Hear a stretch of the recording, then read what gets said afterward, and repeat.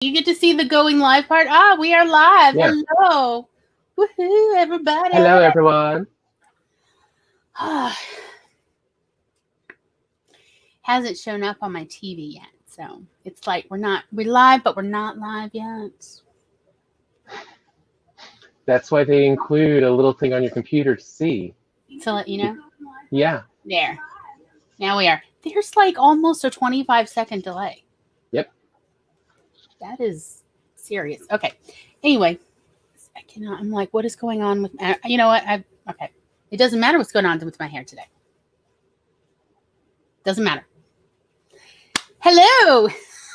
Welcome to the Awkward Sibling Hour. Oh, we're just ourselves, and the points don't matter. Yep. We'll see if anyone shows up to this one. Yeah, I'm not really actually expecting much because it's about PTSD, and people with PTSD are not really interested in getting triggered just talking about other people's PTSD. I can understand. Yeah. I mean, I've been a couple decades into this, into the journey of healing, recovery with PTSD. So I'm a little bit different about it. I'm more like morbidly curious about anyone's, talking about PTSD, from their perspective. But I can understand why anybody with more fresh memories would be reticent, would be adverse. I remember what it was like in my early 20s where I was just like, oh God, not another thing to send me into a spiral. And now I'm like, but go on. So I know, whoever thought you'd reach that stage. What'd you say? Yeah, whoever thought you'd ever reach that stage. I remember being in support group in my late teens, early 20s. And some of the older ladies, some of them were in their 40s and even 50s. And they were like, yeah, eventually you're not quite as adverse about other people's PTSD. And I'm like, I can't imagine a day. And they're like, give it a few decades. And honestly, my stomach sank right then when they're like, give it a few decades. And I'm like, wait, you still deal with this decades later? And they're like, oh, baby, it never leaves you. And I'm like, oh, God, and they're like, but don't worry, it gets better. I'm like, how does it never leave you, but it gets better? Well, I'm here to tell you, 20 plus years in, it never leaves you, but it does get 1,000%, 1,000,000% better and different. And if anything, in a weird sort of way, it does make you feel empowered of like, y'all, I've been to hell and back, and I am here to tell the tale. It did not destroy me. And that is what's empowering, is making it through the other side. And you're you, but you're more than you now than you were before the trauma. Yeah. So I am here to tell the gospel, the good news of PTSD, even though it all sounds counterintuitive. It all sounds terrible, and it feels awful while it's happening, and even honestly several months, years afterwards. But eventually it gives anybody such a wonderful opportunity to really explore their own identity, the intricacies of their own personality, so that you really understand what matters and what everything else can just go. People cannot hurt you as much when you know who you really are, and you learn to love that person. And then it's also easier for you to love other people wholeheartedly without any reservation, even when you're like, yeah, they're probably still going to treat me bad, but I should still tell them the truth. And the truth is, I love them wholeheartedly. That sort of it truly has shaped me into the woman I am now. And I am so grateful. But I was not grateful for the first several decades. I'm just going to admit it. It's like, no, Glory has never been gracious. Ever. Anyway. Hi, Sid. Thank you for stopping by, lovely. So, anyhow, Tom, do you have anything to open up about? Um, Now that you have to, and I'm not trying to say like you need to talk about that, but of course you have essentially been with me almost every step of the way on my PTSD journey, in fact. I was gonna say, like, so I will say from an outside perspective, there's a lot of behaviors people write off in daily life that they don't realize is actually PTSD related.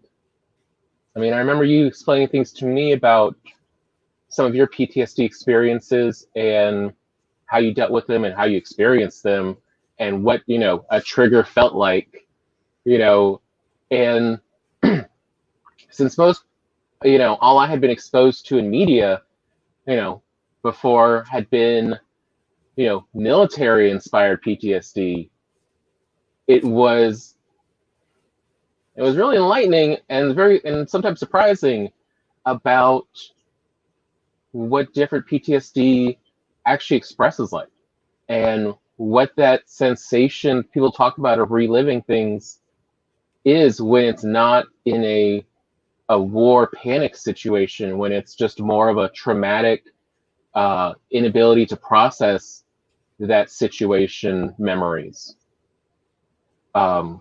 which we can get to later. But like that was what I really remember from it, especially your first few years of Those the wild years. whoo, yes. Oh my God. So many late night drives. How about just the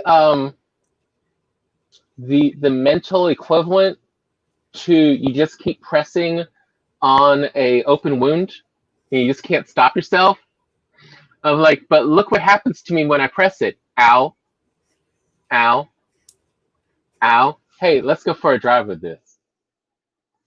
It's just what is going on? I'm watching this and this is crazy, but I'm not going to turn away. Where is this going to go? It's true. I mean, I just was like kind of morbidly fascinated with my own trigger ability.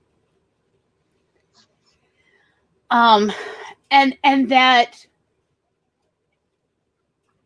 how I was experiencing, how I was feeling in the moment and afterwards seemed different from a lot of the other people, say, for instance, in the support group, as well as other people I met. Since, at the time of my diagnosis, I was dating somebody in the military. And they were the one who actually recommended, that or suggested perhaps you have PTSD. It seems like it because, they work with a lot of people in the military who've already been diagnosed with PTSD since, they were a veteran of the first Gulf War. And, they were saying, like, it seems like you have PTSD, but I happen to be rather familiar with coping with that because the military at the time was rolling out a bunch of workshops and seminars and things about that for every military member to participate in, so they'd at least have a basic knowledge of both if it happens to you, what is happening, as well as immediately how to treat it and long-term how to treat it. And that has actually, the military's research on treating PTSD has actually been very helpful for me personally in managing my, triggered experiences and also processing it during my recovery journey. Playing those like match 3 games and other repetitive games, as well as taking the NSAIDs on a regular basis has really helped with that. And I found like a lot of sexual assault victims' experiences of PTSD, even though I had experienced sexual assault many times by that age, I had difficulty relating to a lot of these female stories of recovering from the PTSD of sexual assault. Like I just had trouble relating versus many of the veteran stories and men's sexual assault stories I could relate to so much more or had an easier time relating to at the time. And it just, if anything, sort of made me feel a bit alienated about, not like anybody was trying to alienate me, but just I was like, am I not a female? Am I something else? Is something wrong with me? And the nice part about the support group that I was in, because there were a lot of women, were like, look, just because your experience in no way reflects any of the rest of our experiences doesn't mean you're any less of the person as you identify with. So don't stress about that. You got enough to deal with. And that was really helpful for me, of like people essentially, because I was just reeling at the time, still trying to, getting so actively triggered all the time. It seemed like it wasn't really, but it felt like I was being actively triggered so frequently. That having other people go, baby, don't worry about this part. This is not the important part. It is just roll with what you roll with, and the rest will fall into place later. And that was like so helpful for me, of essentially people who were further along in their healing journey going, this is not the important bit. Don't worry about, identity of like, wait, my identity is not experiencing the same things as your identity, when it seems like we should have something similar. And them saying, that's not the important bit. The important bit is being able to function first in your life. And not having anyone else in your attempt to function. Mm-hmm. And that was like, oh, okay, well, now that you've told me my first priority, okay, this is what I'll do. And that was really helpful. So honestly, between military research and finding a support group, I was really fortunate. I found a free support group with a licensed therapist running it. And I mean, I was really lucky. And I had no money at the I still have no money, but that's something else entirely. But I had no resources, and I really didn't know anything about available resources. This is when the internet was still very young and not everyone knew about it. And so there weren't many resources online, or even lists of resources that were available offline. But none of this. The internet was so fresh. And so I am so old. And so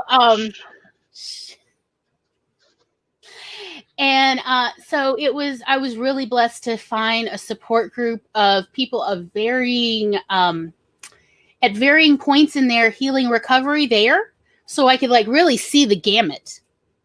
Yeah. People who had just, essentially been experienced and diagnosed with PTSD within 2 months, all the way to people who had been dealing with PTSD for, I think, more than 40 years. One lady was more than 40 years. So to truly see how this plays out, and to share those experiences, and just come in and, and also to have Fight Club explain to me, you don't have to talk in support group.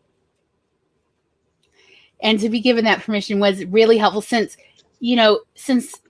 I'm autistic, it was like, what is socially expected of me? I don't understand. I will not pick up on the cues, and I know that ahead of time.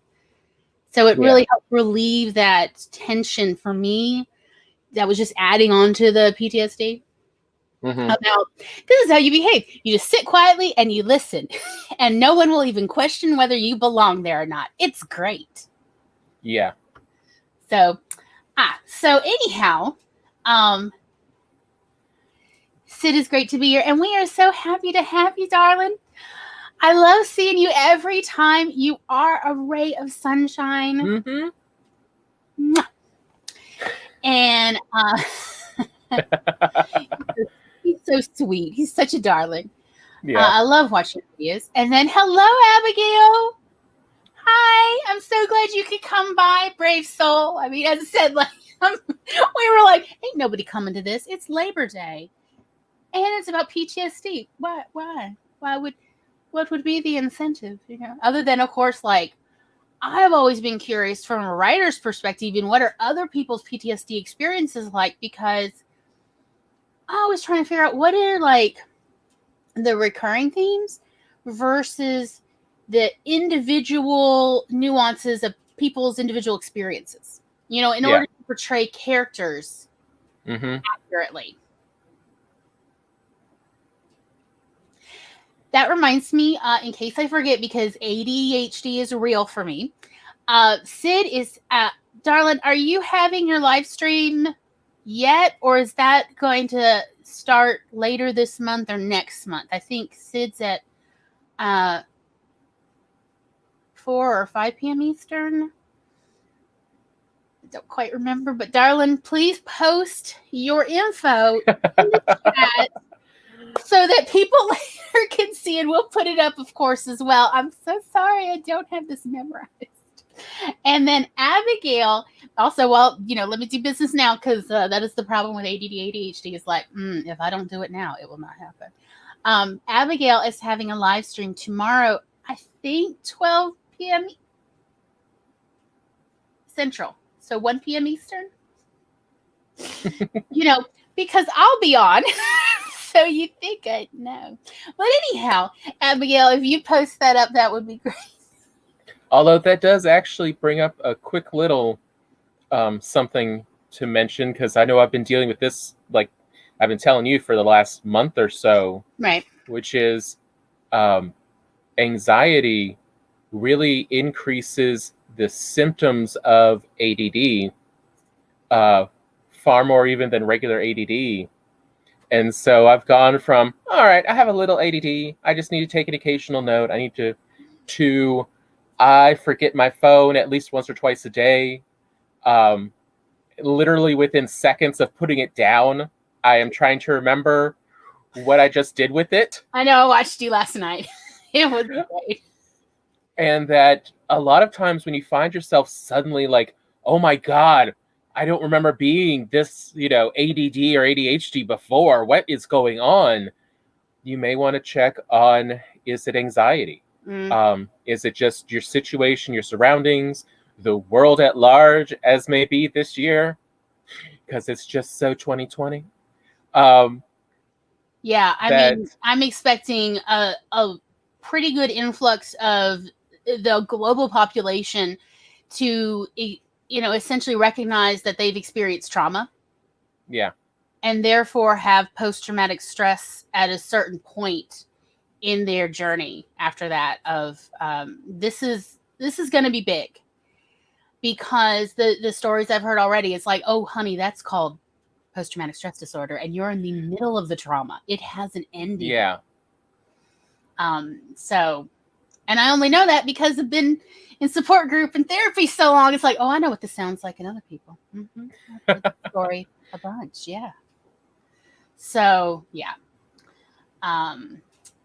Abigail says, yes, 1 p.m. Eastern, 12 Central with Glory tomorrow. Hope everyone will stop by. Abigail is in the description below. There's a link to her channel, as well as, I am trying to do too many things at once. This is like, why will I never learn? Because where's the fun in that? Let's see. And Abby also just posted Sid's link and time. Thank you. I was like, did I post Sid's in the... I can't remember. I don't know either. What is but she just did for us. About going live that it's... Oh, yeah. Sid is also in the description. There's a whole list of people who inspire me and help me feel included, and it is in no particular order. And Abigail is in there, as is Sid, along with Cachet with the Hobbies, and Grayson and the Blind Mage, and Charlie Dorset and Tamara Woods. Love all of y'all. So, anyway. And then, yes, Sid's stream on September 14th. Yay. Yeah, it's like, I can't remember when it's supposed to start. What is it about going live that makes my brain blank out? It's just like, no, I'm sorry. The slate too many things to concentrate on. Too full. Yep. And let's be honest, since for this particular stream, when you go on camera, your first instinct is to mask. And so all of those skills, I mean, let's be honest, they're skills you build up. Yeah. Get engaged, and that takes up a lot of processing power for us, which is why most people don't realize we're autistic or anything, because we practiced a lot. Decades of practice. Yeah. And that was actually why I had originally pitch to you doing this, because I felt like if I did it by myself, I would be too inclined to mask the whole time. And that's not useful for other people, both autistic people to see people like them on YouTube, autistic writers, as well as non-autistic people to see, in case like they wish to portray characters with autism and they're like, but how? What is that like? Are there any little differences I can think of? And it's like, well, we're going to make several hours. So you could just let that run, and in the back of your head, eventually build character ideas, especially with you being male and me being female, that I was hoping like it would give people a bunch of data on this. As well as I just feel like there's not that many autistic writers on YouTube, or at least people who openly identify. And I'll be perfectly honest, I did not openly identify before I stumbled across the writing community here this year. Mom and dad made me swear to never tell anybody that I had ever been diagnosed with autism, unless they were like very close special friends, and only ever privately, never in front of other people. I mean, there were all these rules to the promise. And like this year, I was like, I want to share this. I want to share my unique experiences so that other people can have it, as well as I was really hoping there would be more representation. And, and then I realized, mom and dad are both dead. Do promises have an expiration date? Do we owe promises to dead people? Yeah, not as much once they've left, because they're no longer there to be of assistance. And so it then becomes the internalized, what is it for your benefit?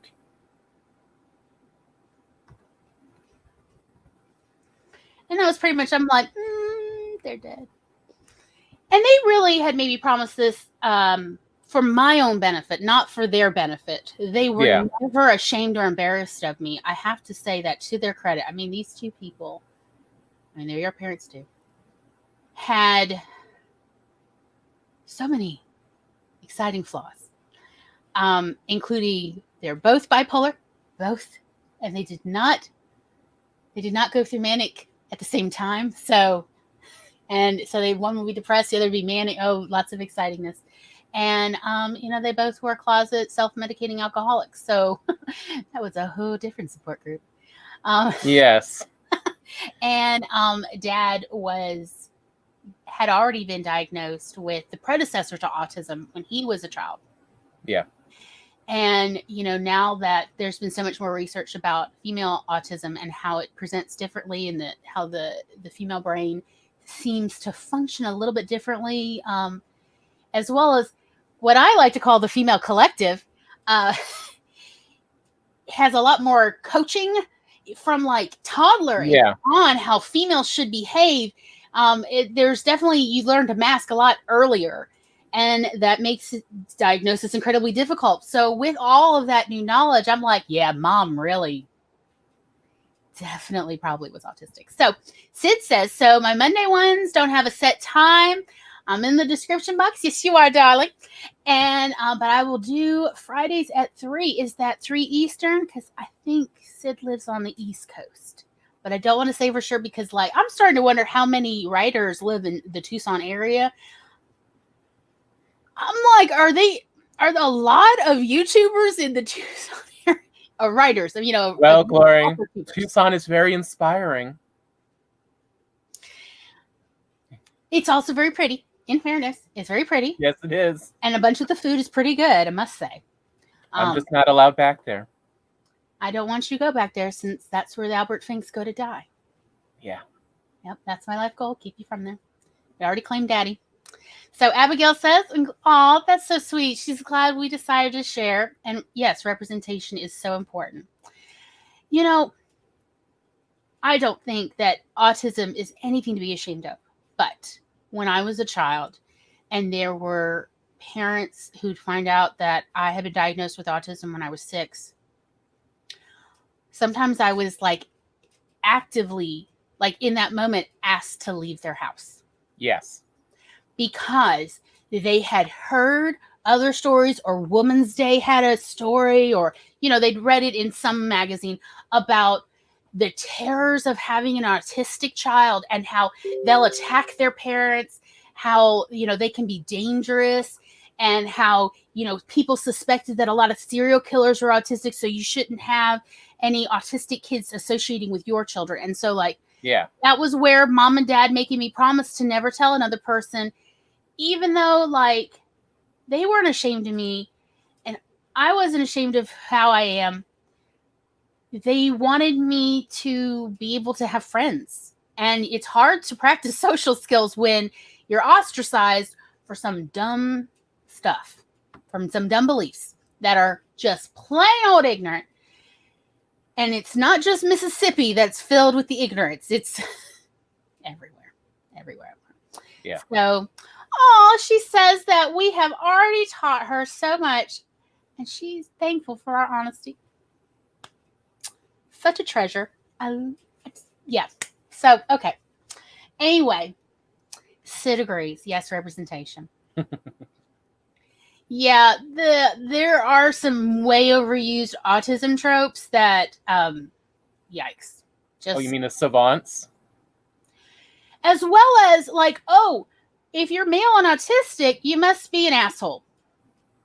Oh, yes. And I'm like, nope, he's just an asshole. It has nothing to do with any autism, which I'm not denying, like, because I read a memoir by someone else, by the way, with the last name Fink. So I was like, ooh, he's diagnosed with autism. His wife is a sped teacher who specialized in autism.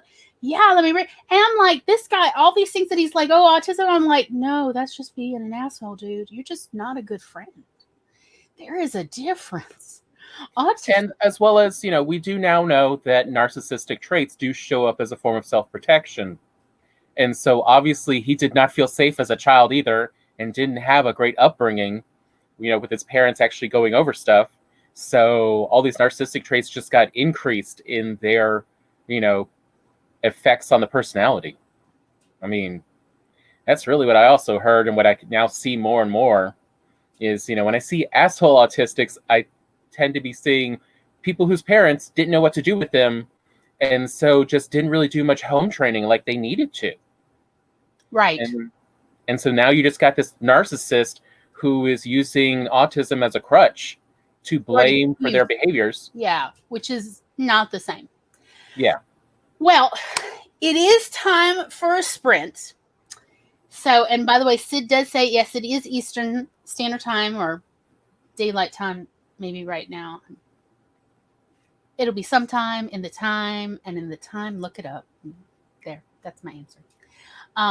But how about we do a 15-minute sprint to get started? Mm-hmm. And y'all don't have to, but everybody is welcome to join us in sprinting. I am not sure my 15-minute one, I just do a mind dump just to get everything out of my mind so that I can do a proper writing later. So anyway, let us...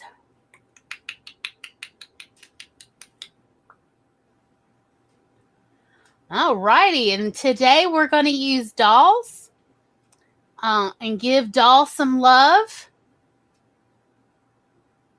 So, are we about ready? Tom? I think so. Yeah. Okay. All righty. Let's get started. 3, 2, 1. Sprint!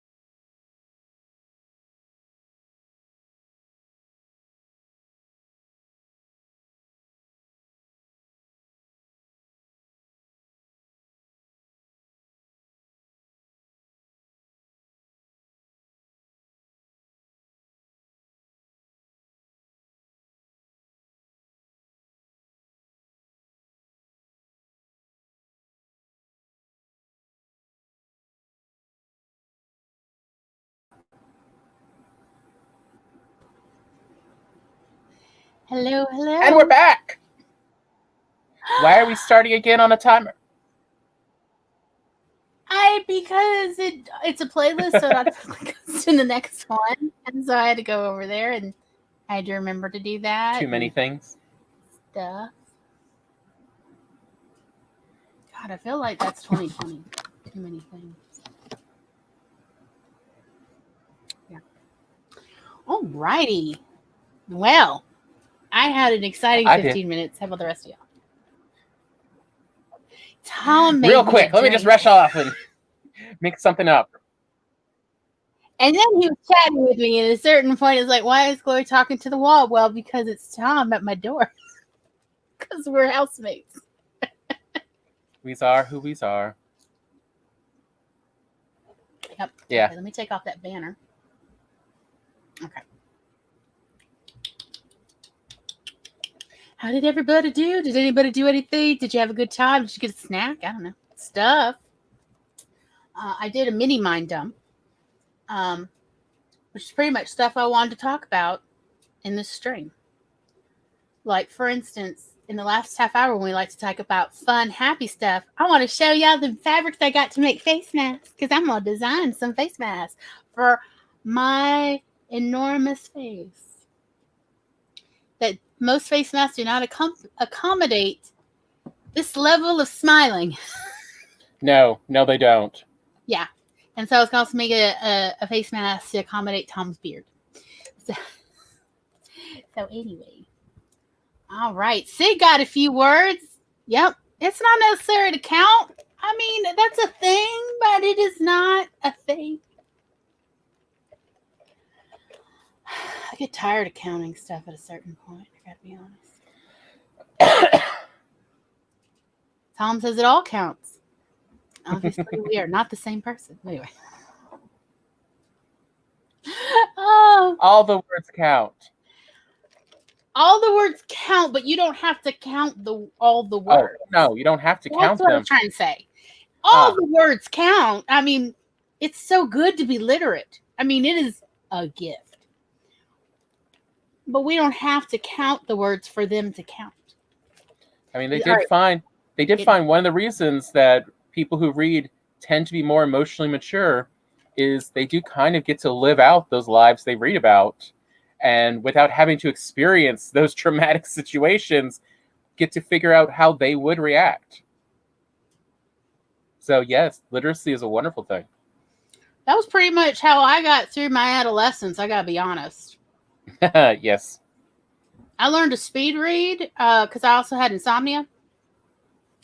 Like starting when I was 8 months old. So pretty much middle of the night was like my private time when everybody else was asleep.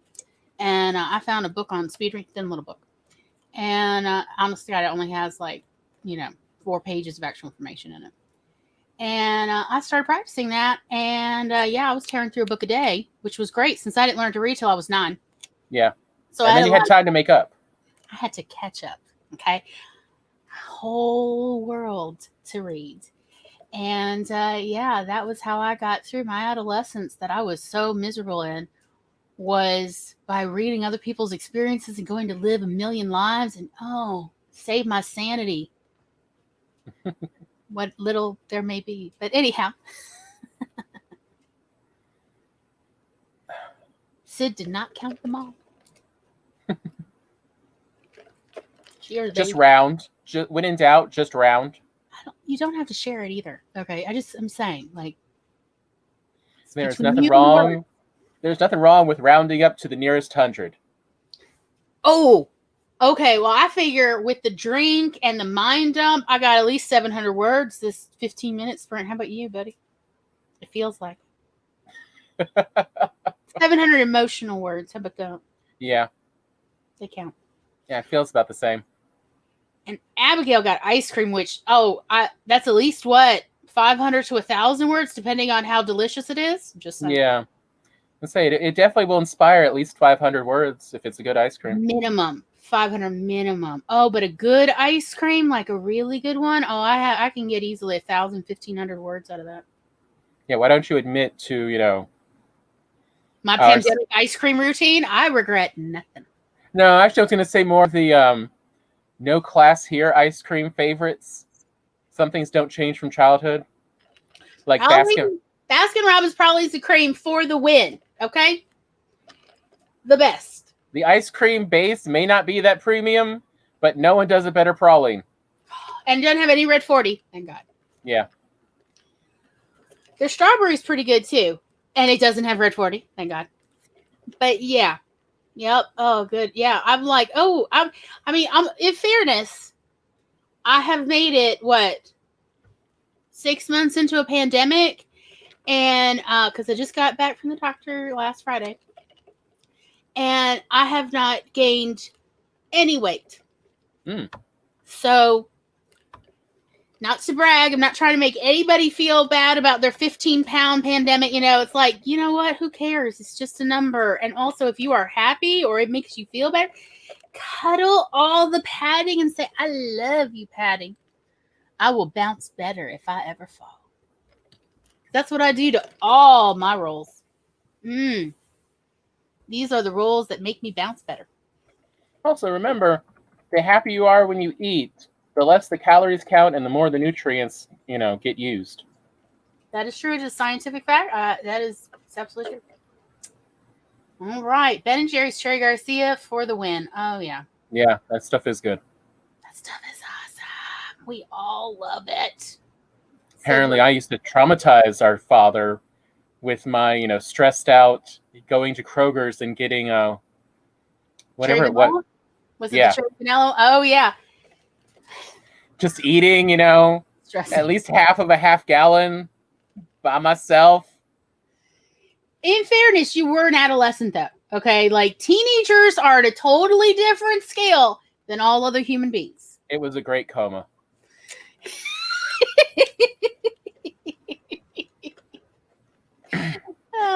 A little self-medicating is fine. Yeah.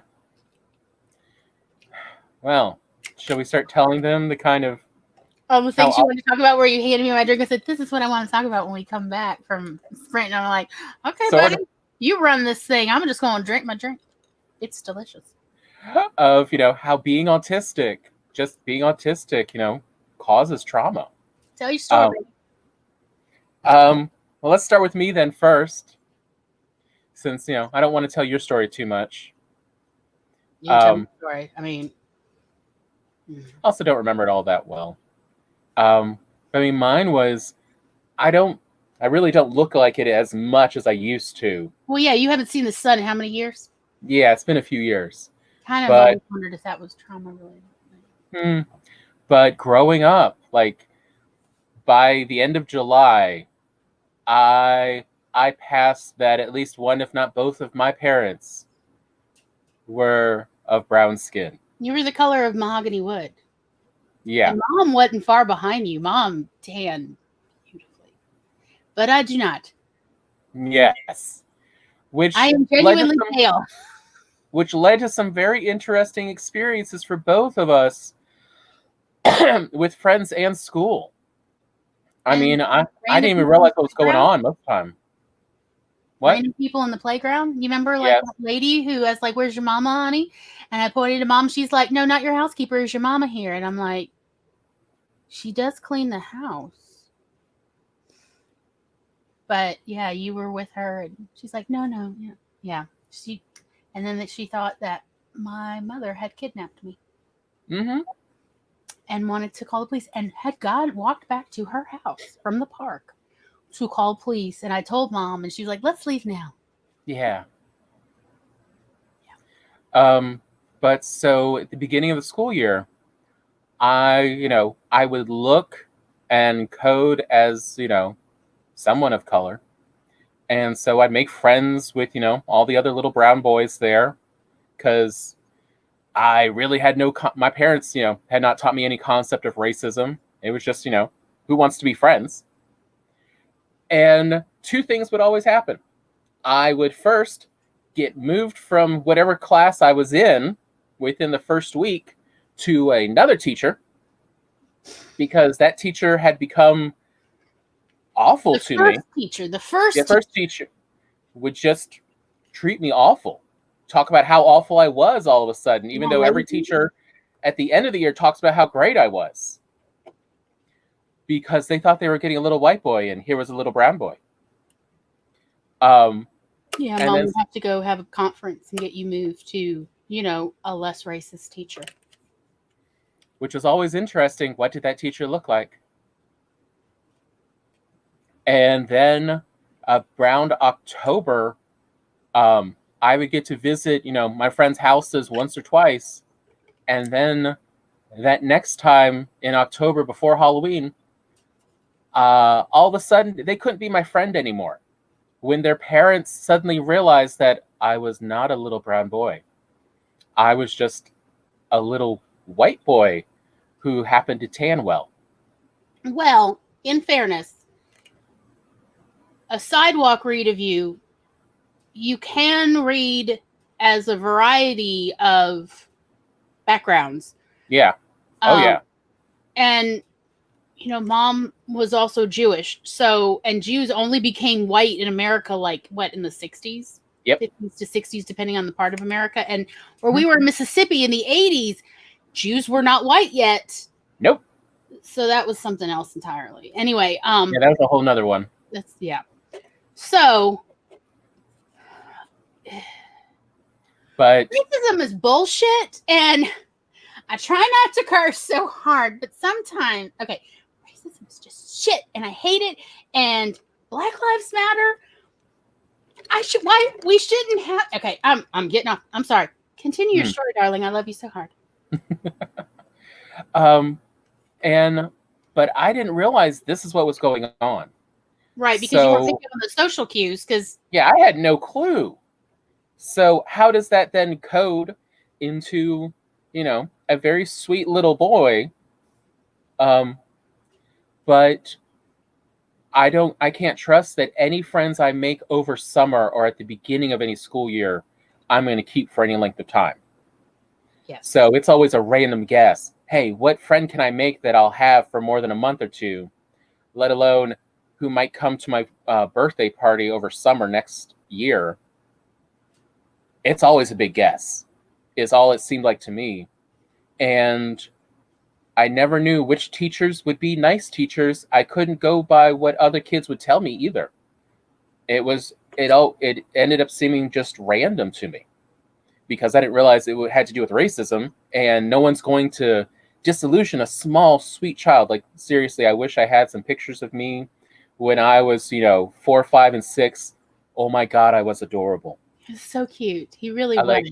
I cannot explain, I am not being delusional or anything. I was one of those truly adorable children. But no one's going to tell me, oh, it's because she's a racist bigot and doesn't want me around because she thinks I'm a lesser form of life. But that's, in retrospect, I can pick it up pretty easy, replaying those memories in my head, even of a kid's. I can see what those micro expressions now mean. But at the time, I had no idea. But, even now. And being autistic, micro expressions, I had to learn it when I was in the psychology program, and then I taught it to you. Yeah. And then it took literally years of training for both of us to start being able to recognize micro expressions, which is there's a whole world. Yeah, I remember when you came home from that class, and you're like, did you know there's an entire world of communication we're missing out on? You're like, what are you talking about? It was a revelation. It was, that was actually one of the 2 tests that led to the psychology department offering me free points if I never participate in a student study again. Because I threw their micro expression test all off, that they were doing for an actual journal, study. I threw it off entirely. No, sorry. But anyway. But it did mean that forever afterwards. Reminder of micro expressions. Yeah. As part of my bargaining. And and it was like, did you know? It's all here. This is amazing. And we had never, and then remember we pour over these black and white pictures and go, how do you think these 2 pictures are different? They look identical to me. And having it show, everyone who'd come to my house, I trick people by saying, oh, I have a pasta bar party. it was really my inadvertent social studies of human beings of like, Mhm. oh, look at this binder and tell me how these faces are different to you. And then remember us trying to stand in front of the mirror, trying to make the expressions to try to figure out what kind of mindset makes this expression. What could they actually be feeling when they make this? What could possibly be in the back of their heads? Because I have no idea. Yeah, But how do you get that malevolent look? Like what? Because there's a whole subset of micro expressions that make it from just angry or stressed, frustrated to malevolent. yeah, we have fun directing each other. Of now, think about this, The and most then change it awkward. to this. Yes. As we were trying to get those expressions on each other to again try to figure out what's going on. I don't get it. That was again where I felt like such an alien. I felt so foreign, like stranger in a strange land. Just yeah. But I mean, it did really create a long term. I'm always worried about making friends, or even if I have friends, do I know what they're actually meaning? Are they really my friends, or are they using me? There's so many questions because I didn't keep as many friends growing up because I didn't know what was going on and what their parents were pressuring them to do, and then they didn't want to tell me that because they didn't want to admit that it's not their choice. Children are very serious about their own little abilities and power. Right. They So- want to have autonomy when not much. So they're not going to tell me. We only started to hear some of it when, in later years, Gloria became the babysitter for almost everyone in my grade because we were just some of the most difficult kids to babysit for. We were all smart and, little psychos. I am the babysitter for his entire graduating class. I am Yeah. the babysitter because nobody would babysit those hellions. Yeah. Children. But I didn't care because my brother was one too and I was used to it. It was no big deal. Also, they paid cash. Yes. Yeah. And then some of them started telling me. Mm-hmm. Because, the babysitter, or you can confide in the babysitter because, I'd already started learning to listen at that point. Yeah. People want to be understood. They want to be known. But they don't always know how to communicate that. I mean, that's what really got me into photojournalism. Yeah. People want their lives photographed and documented so that their little moment in history is forever. Mm-hmm. But yeah, that was how I started coming home and telling you tales from classmates of your grade. And it helped me a little not hate, a bunch of my classmates as much when I found out, oh, it's because of their parents. And then, half the time I'd confront them and they'd go, yeah, it's because my parents. And it's like, why did you tell me? I was like, I didn't want to admit that's why, that my parents are bad. But I have to do what they say or I can't even leave the house. Right. So. And that's where, where I still deal with all that to this day, among other things. I mean, that is part of post-traumatic stress disorder. Is that triggering and that fear of getting triggered. And so anytime I read any story or I watch any movie or I even think about one where characters are showing compassion for each other, I will start crying because it's something very difficult for me to really grasp and feel comfortable with because I didn't really have that with friends. Right. And then there's your story from growing up as, being a child. Do you want to talk about this first? Well, Abigail says this micro-expression discussion is fascinating. So interesting to hear from our perspectives. Body language is one of their favorite things to analyze. Yeah, I mean, like, are micro-expressions obvious to regular people?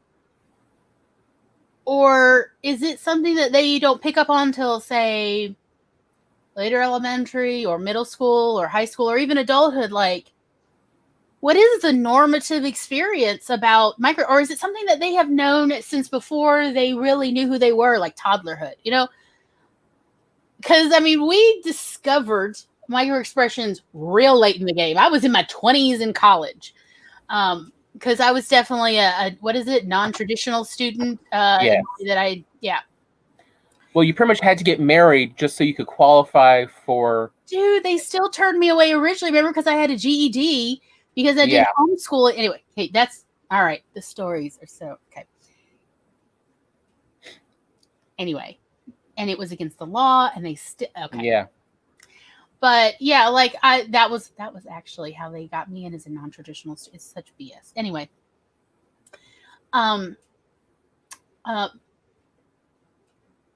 but you were I wondered about like how do other people learn or the nuance of microexpressions and also subtle body language. Like, believe me, I learned from a book, a textbook about the whole mirroring body language thing. Mm-hmm. That when you want somebody to think that, you know, you're listening to them and that you are on the same page, to mirror their body language and not imitate it, to mirror it. So if they're like this, you do this if you're facing right across from each other. I learned that from a textbook. I did not. Oh, I studied it from a lot of business books on how to communicate in a business meeting. Like, that's where I finally found anything decent. Well, I honestly wonder, like, if it's something everybody knows, why does it need to be explained so much? I mean, because that's also something I'm interested in writing about. In the world you're writing in, you should, at some point, early stages of like character development and story outline, or at least even figuring out, you know, your story, whether you want to call it an outline or pantsing or whatever. I don't care.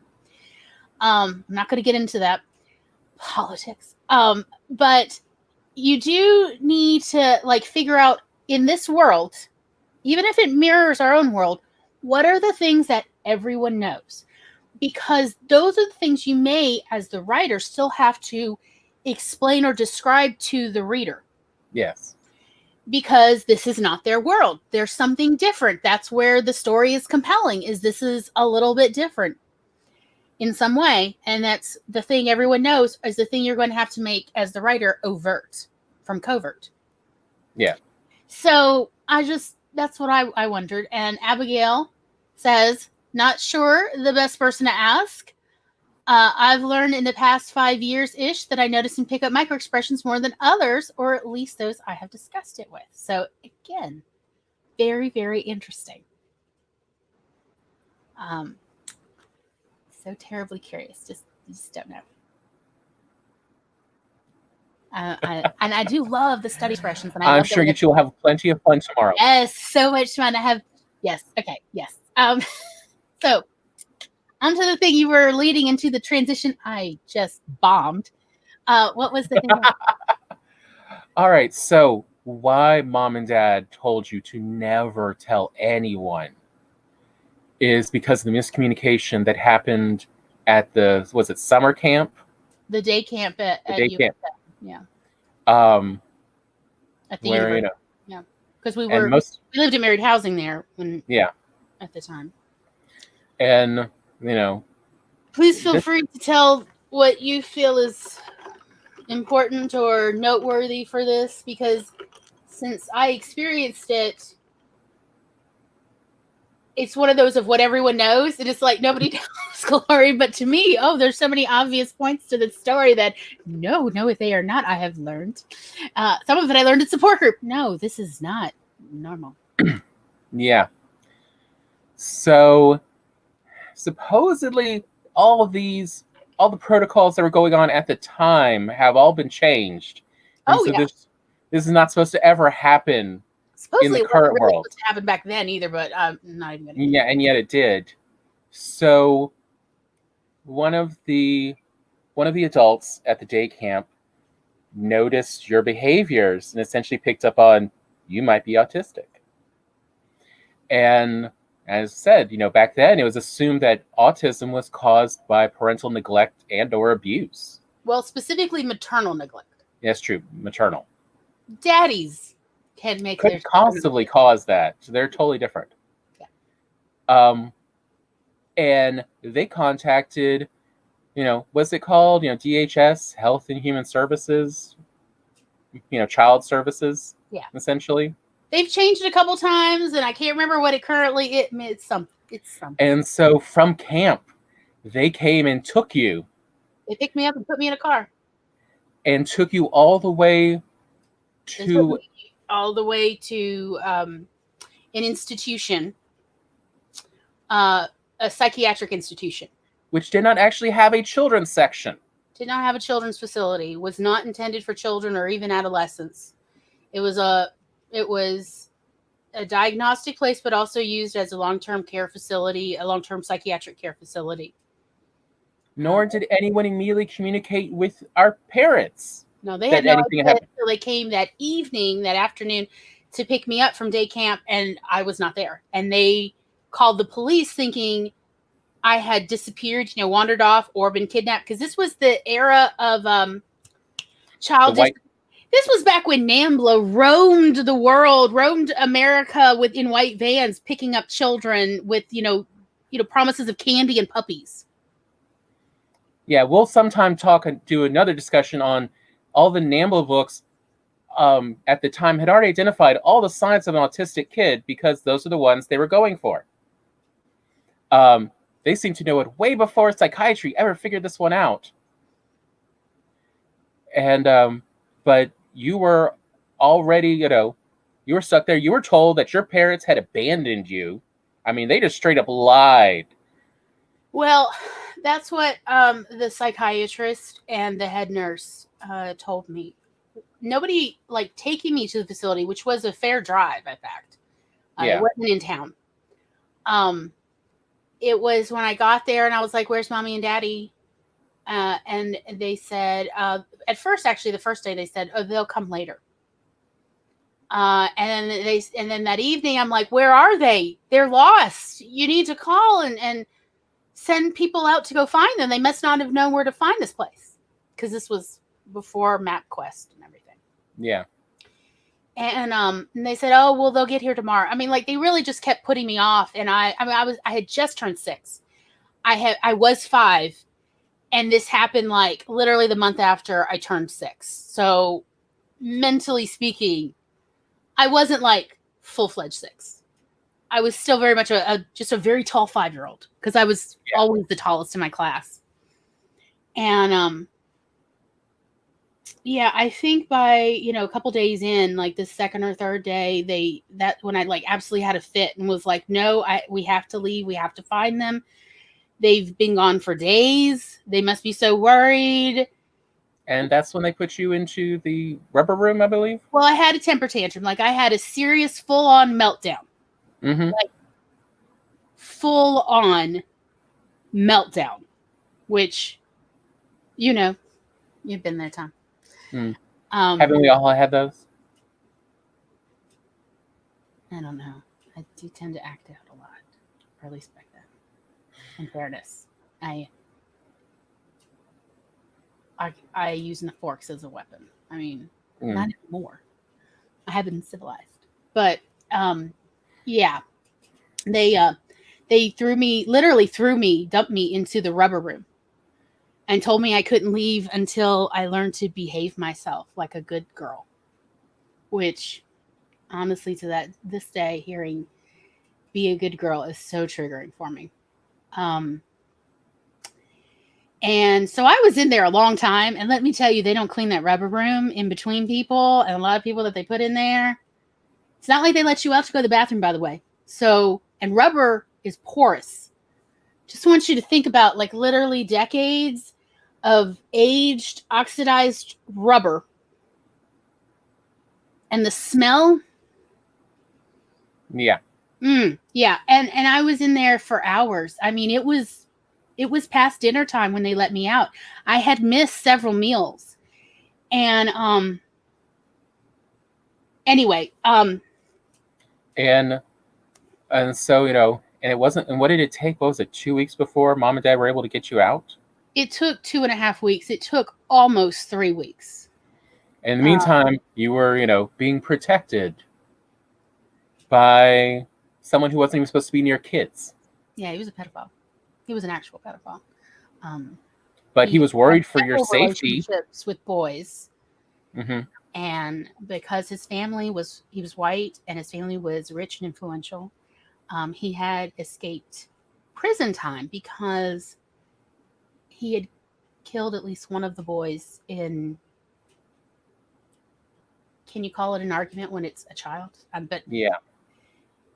the boy tried to run away in the wood, and it was, yeah. So he was actually one of my protectors over the head nursing staff, who were really not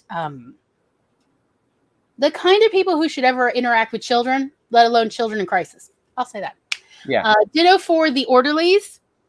Not most of them were kind or gentle. Let me put it this way. I will watch One Flew Over This Cuckoo's Nest and I feel comforted because I'm like, oh, this reminds me of my time. Only, it's a story. So it's okay. So what happens with PTSD, like years, decades down the road, is at a certain point,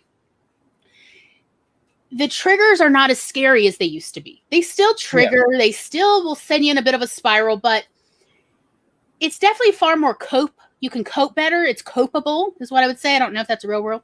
I don't care. And so at a certain point, you're like, yeah, I feel a little strong today, a little bit more capable. I want to revisit this while I'm feeling more in my skin, in my head.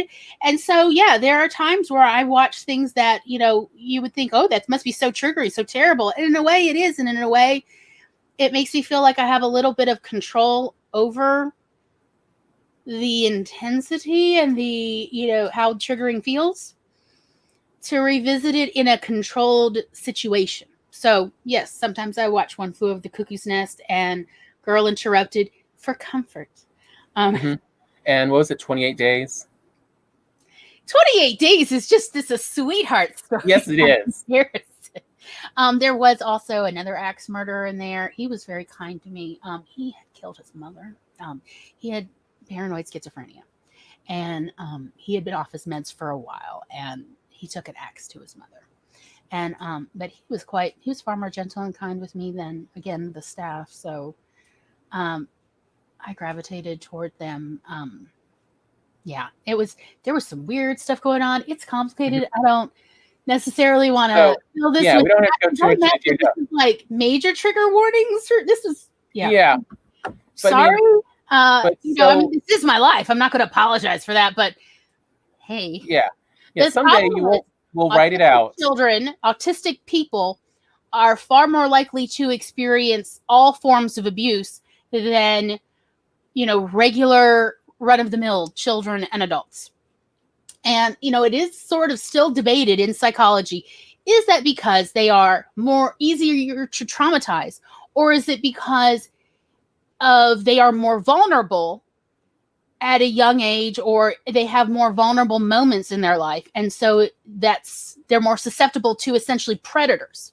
Yeah, probably both. The answer is probably both. Yeah. I don't know. But and so to all right, we've taken you pretty much towards some of the worst of it. Let's not quite lighten things, but hey, spoiler alert.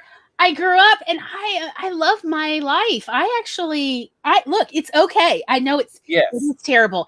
And I had literally decades to work through. And that was not even just one of the many abuses and molestation and rape experiences of my life. Not even the only one. But, spoiler, it works out really well for me in the sense of what does not kill us makes us wiser. And if you let it can soften your heart. It can open you up and work those scars in your heart until they are soft and, in fact, stronger than the broken pieces.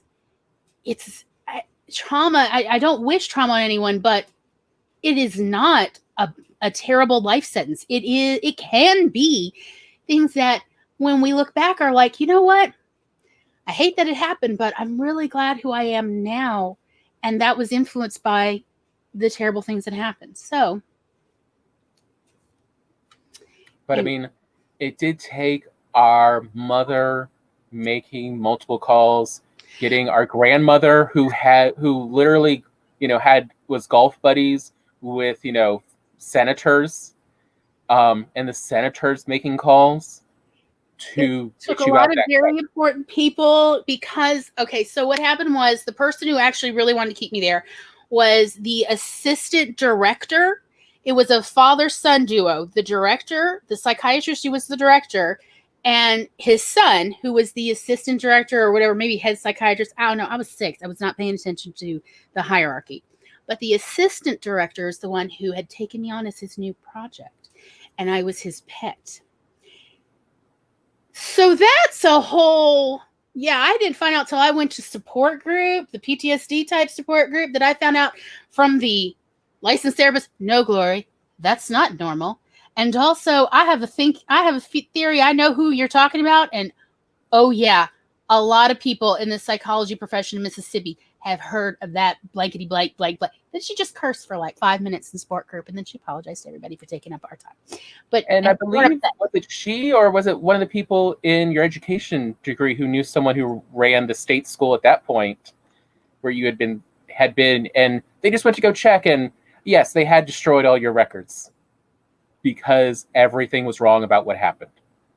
And very illegal. And let's say what happened. Yeah. And there's also an undertone of racism in this, by the way, because the only other children this psychiatrist had ever kept as pets were Black kids. And he had gotten away with it for literally decades. And originally, because of Mom and you in the summertime and the tanning, they thought I was at least like not white. I mean, like this is also nuance and stuff. And honestly, I don't still quite have a full grasp of it. And it's like, I would like to say what I think, but also I hope I don't offend anybody in this. Because again, these are not my viewpoints. This is what I was told later. And it's all horrible in my opinion. So, but because it was viewed, so she's mixed race, that we would not have the connections, we would not have the power, the socioeconomic, blah, blah, blah, blah, blah, so he could get away with this. Yeah. And, some people even thought that, like, I was like some kind of albino or something. I mean, I was so pale as a kid. And I had red hair. Like Orphan Annie red hair, like naturally. And very, very curly. Like, very curly. I have heard the word passing a lot. And also when people would see Mom and you, they would think, oh, she just showed up lighter, but she's not white. We can get away with these things. These transgressions are okay because there's a second set of rules for a different whatever. Again, I don't want to say these things. They're terrible words and I hate it. But for those who are not on the in group, who are not the people in power. Right. Okay. Thank you. So, and then they found out that Grandma was very well connected with senators. Thank God. And meanwhile, Mom had hired, a bank robber to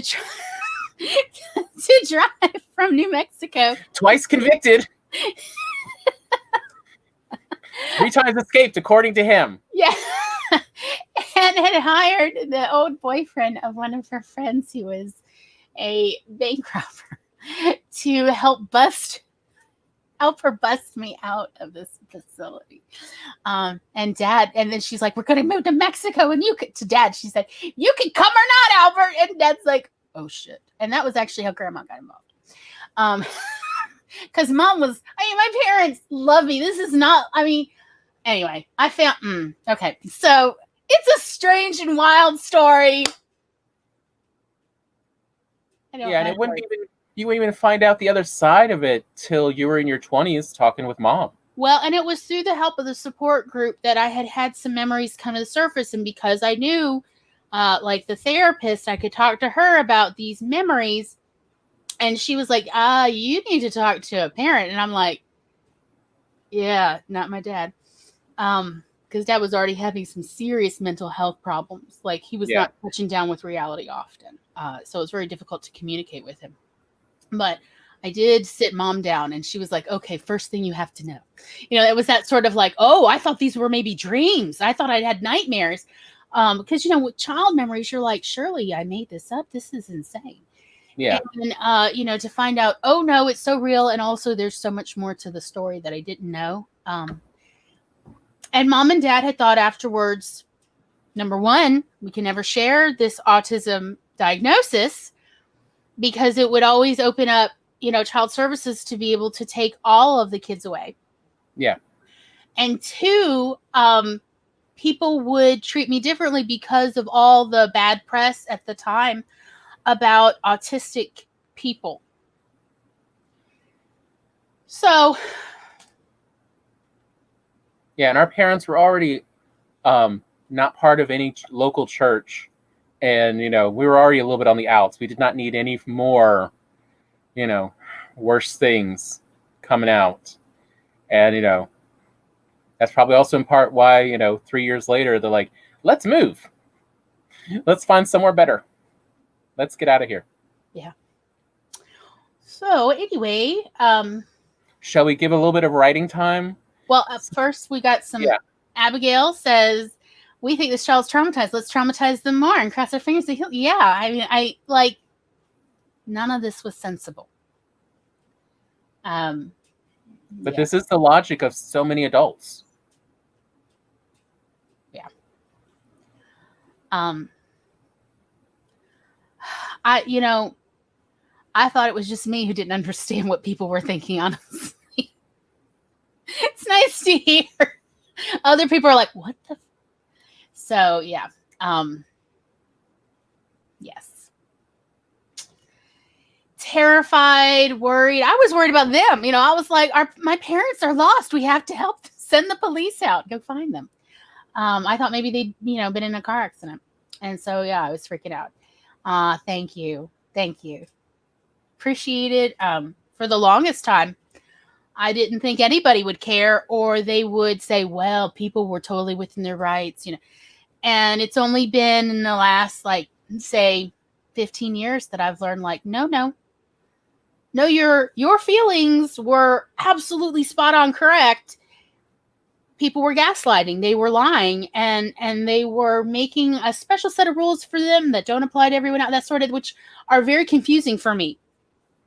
When there's the official rules, and then there's the unspoken. Oh God, unspoken rules are still definitely triggering for me.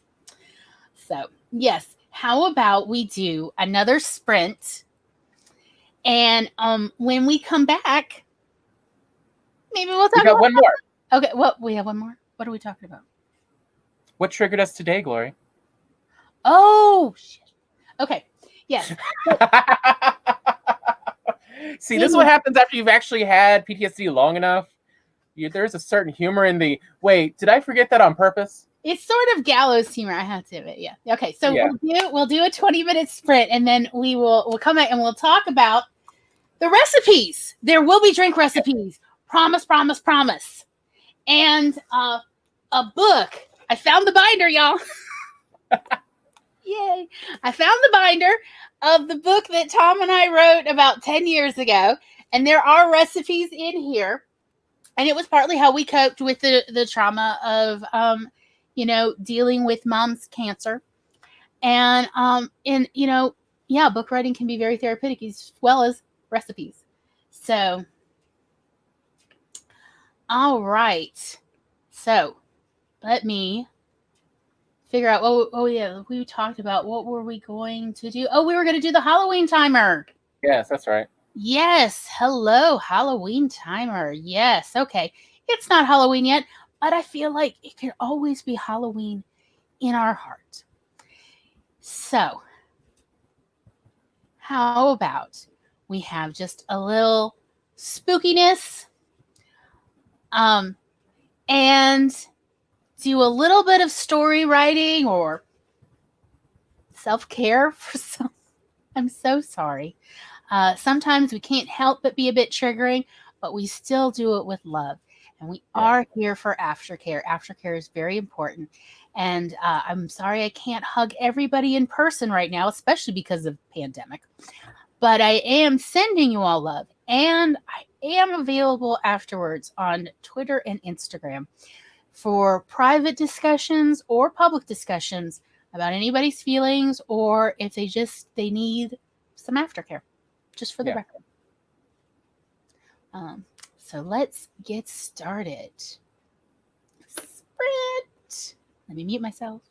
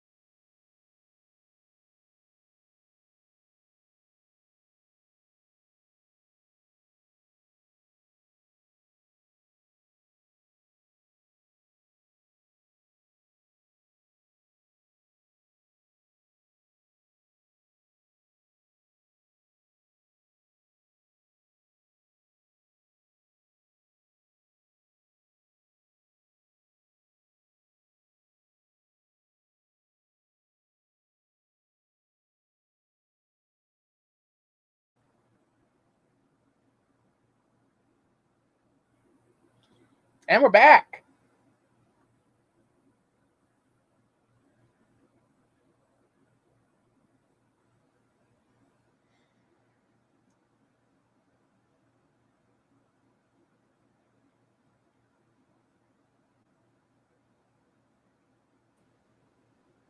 Sorry, I'm having a bit of a computer Okay, I was wondering. It's like, slow down.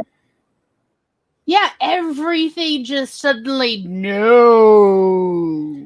look, is it really a live stream if one or both of our computers doesn't mess up at some point? What will we do when we stop having technical difficulties? Oh, I I'm mean, sure we'll will be it able to feel the generate same? some emotional difficulties at that point. We're always A little bit of a breakdown. Things aren't the same. Okay.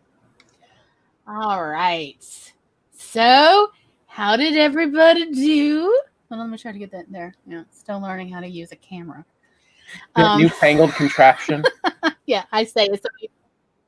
I know. I've taught photography, and I'm like, how does the camera work? I'm not used to being on the other side. There, I'll say it. All right. So I didn't really get anything done because when you see Tom turn his camera Oh, off, behind the scenes. often, yes, often it means he has come to stand in my doorway and like, so what do you think about for this next section? Let's talk about this. like the excellent producer he is. So that's what happened. So the last 5 minutes was just me going, doop ideas. Okay, so anyway, that was just so anyway. Just to catch up from where we left the comments off before, Abigail says she asks the question all the time: where the frick are people's common sense? Not to mention compassion. I have to agree. Glory, someday we'll do one on Glory's theories about compassion and health. Thanks to watching horrible history. Yes, of horrible histories. Horrible histories while I'm sick, because I am not the same person when I'm really sick. Yeah. But maybe sometime we'll talk about that. Yeah, I have some really amazing, in my opinion, if I do say so myself, theories about health and sewage management. And capital punishment. So, and then Tom was saying that people are emotional creatures that use logic to defend their emotions, not the other way around, like we were told as kids. It's true. I was told, oh, people are logical. People are not logical. I don't know where this nonsense comes from.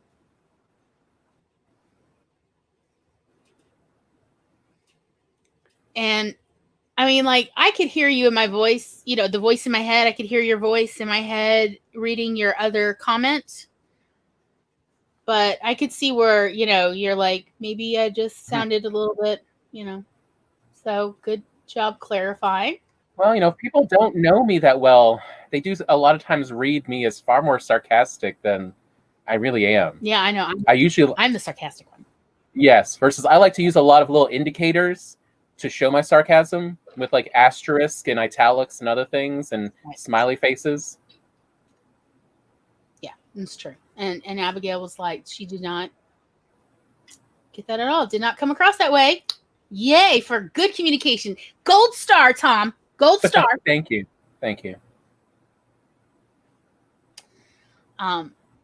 People are so difficult to fathom. Hugs all around. Hugs. Anybody who ever watches this on the replay, hugs all around. Big old hug. This is not an easy subject for anybody, whether they've ever experienced trauma or not. If you are watching this, especially if you've gotten to this point, you are brave, and I am proud of you. I don't have to know you to know that I am proud of you for even watching this. I remember there was a time not that long ago where it would have taken me literally a week to watch this on a replay. Like, it would have been 20 minutes at a time at a day. Like, I would have taken so long. And that's even if I was just strongly motivated to watch this, of like, oh, now I'm like, oh yes, let's talk about PTSD. How is everybody's experiences? How are they different? How are they the same? Also, what are your tips and tricks?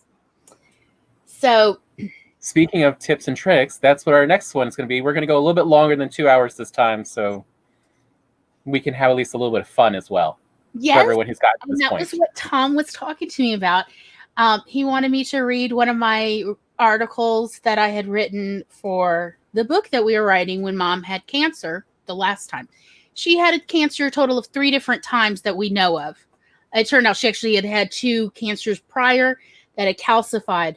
So she did have cancer 5 times in her lifetime. None of them were related, by the way. None of them had metastasized to cause any of the other cancers. All of them were checked because we were like, she has cancer again.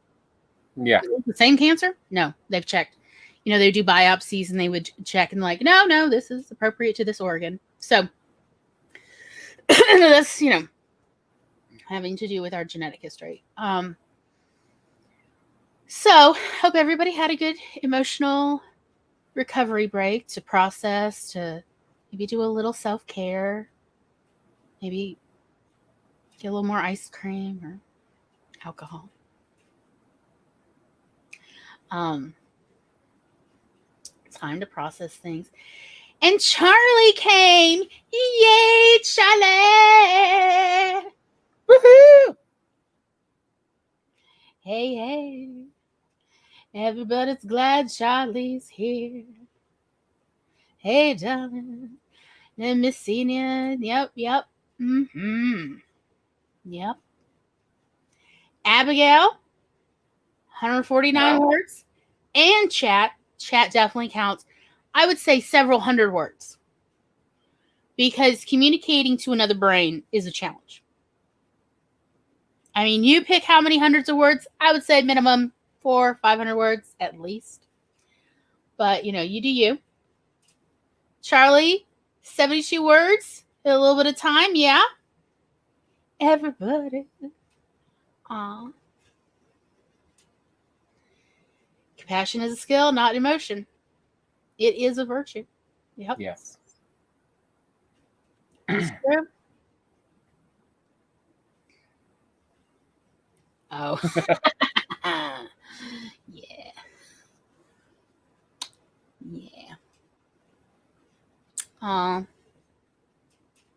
Yes. Yes, and dysphoria can be actually a symptom of PTSD.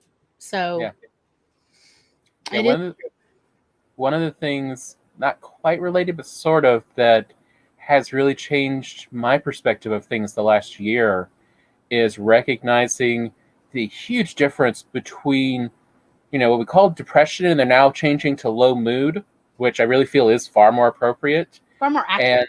and anxiety, that they are not at all the same, and they should be treated differently, and medications react differently to them. And, you know, the same with dysphoria. I mean, God knows I'm dealing with that dysphoria.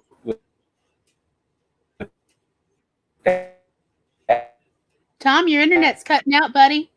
Had a lot Tom? The last few weeks. Tom, So, you're frozen up.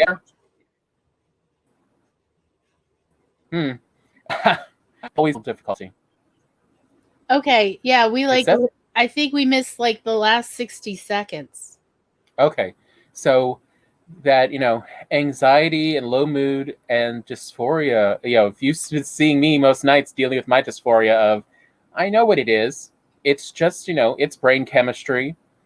It's, you know, just, it's how I'm now perceiving the world. I know it's not necessarily even always accurate, but it's not easy to work through and handle. But at least the longer you've dealt with it, the more tools you have to keep going with it.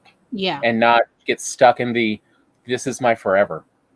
Because I know early on with PTSD, you can get stuck in these particular thought patterns and emotions, and it's like, oh, well, this is just going to be my new normal, and I can't go on. And it's no, you will adapt. You will get better at this. It's true. But yeah, every so often it does come back up. Like today, we were looking for these recipes we wanted to share with y'all. Yeah. And we were looking everywhere, and then, so because it's part of this book that we just simply called, So Your Mom Has Cancer.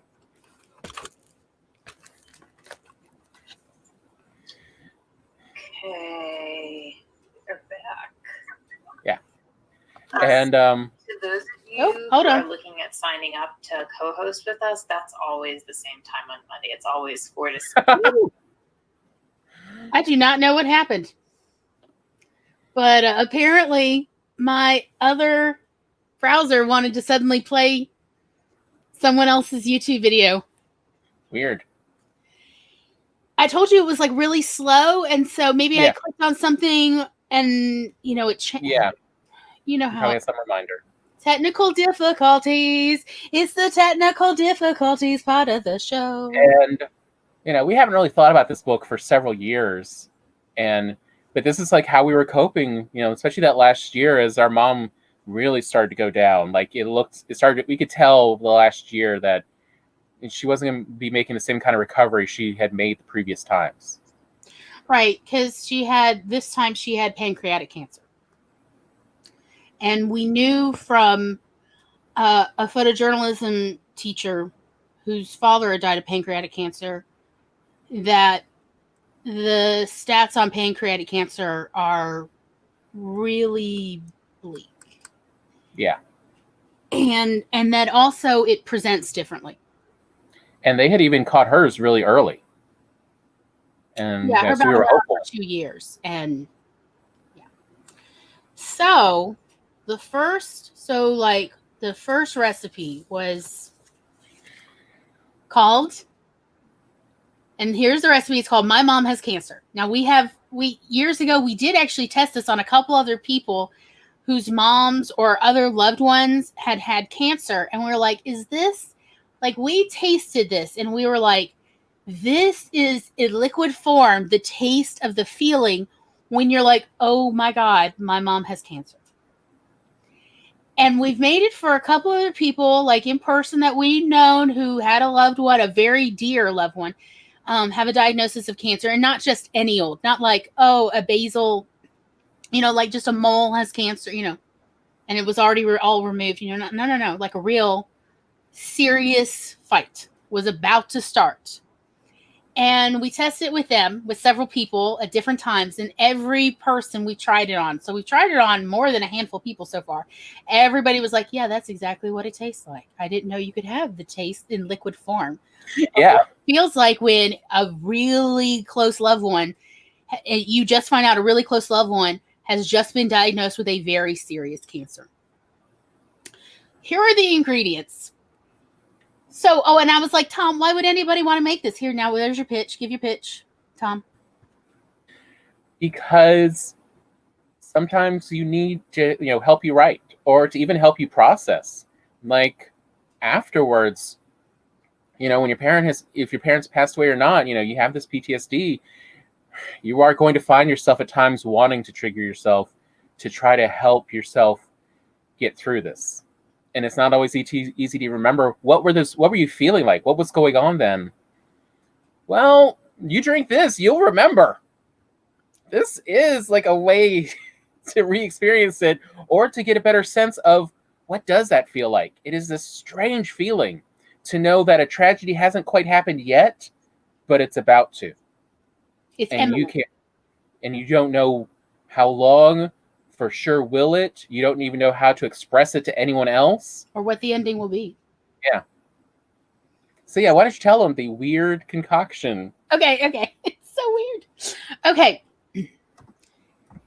You need Welch's grape juice concentrate. I believe it was the white grape juice. We didn't have it listed Yes. here, but it's the Welch's white grape juice concentrate. I want to make a point about this, and this is the hard part. Expired is better. Yeah.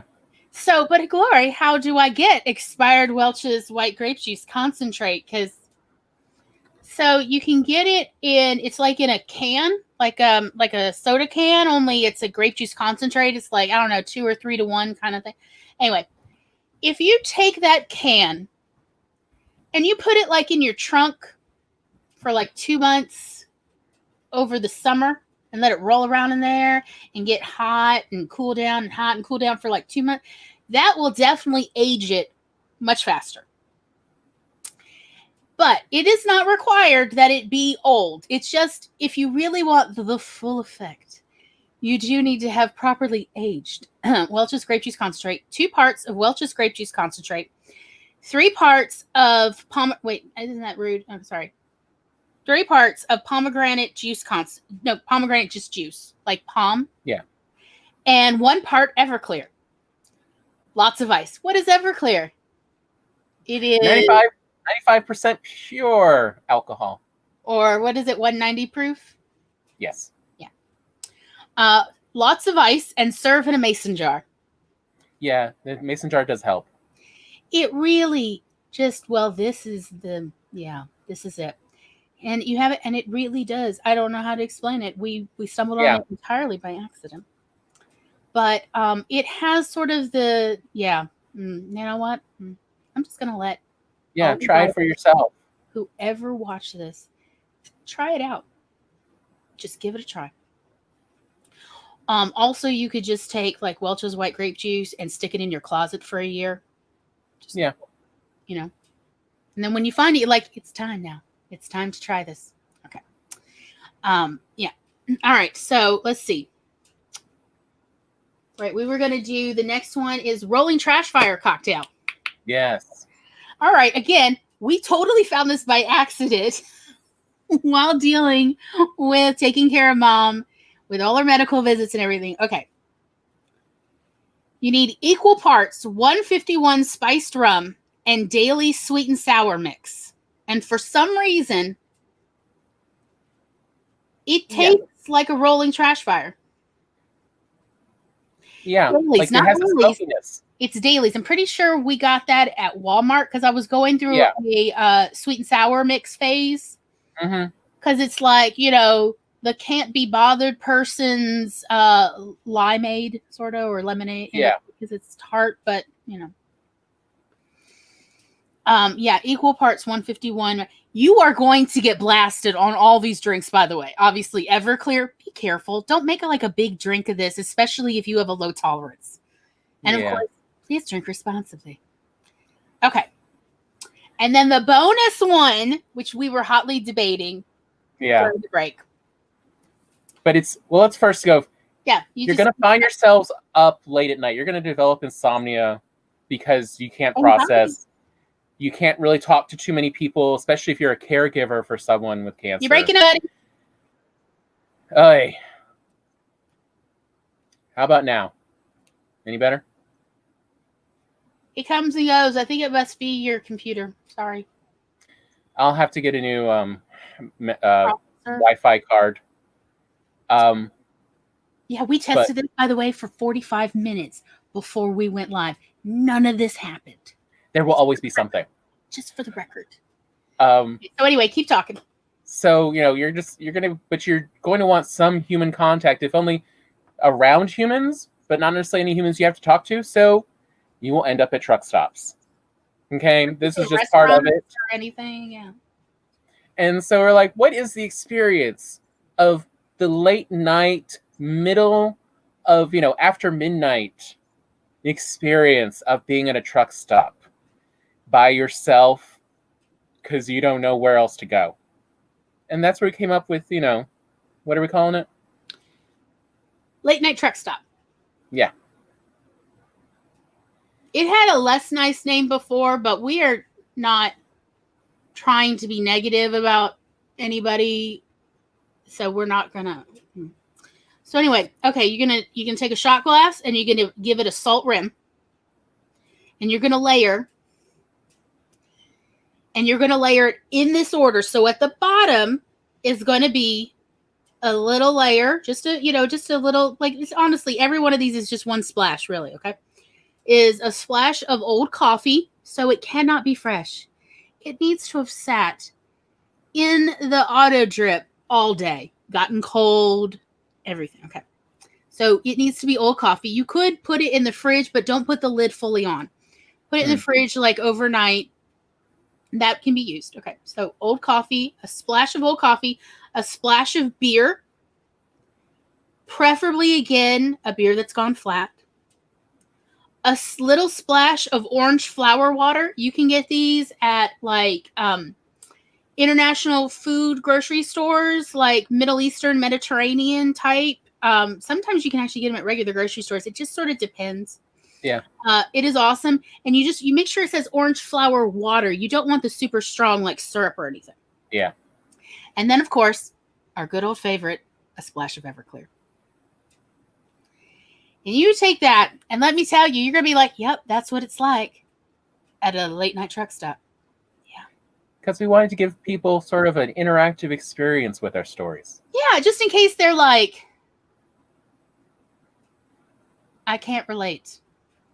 Somebody bought this for me because they thought like somehow it might be good, or I might be interested in it, or I like weird books and I don't get it. And we were like, how can we help you immerse? Because also I am the kind of person that before my mother was ever diagnosed with cancer, I would have freaking bought this book, honest to God, because I'm like, I want to know what I'm getting into before this ever happens. I'm the kind of person that's like, let me read the whole thing so at least I am not getting acquainted as I am having it happen. I am that kind of person. And that was kind of my thoughts on it too.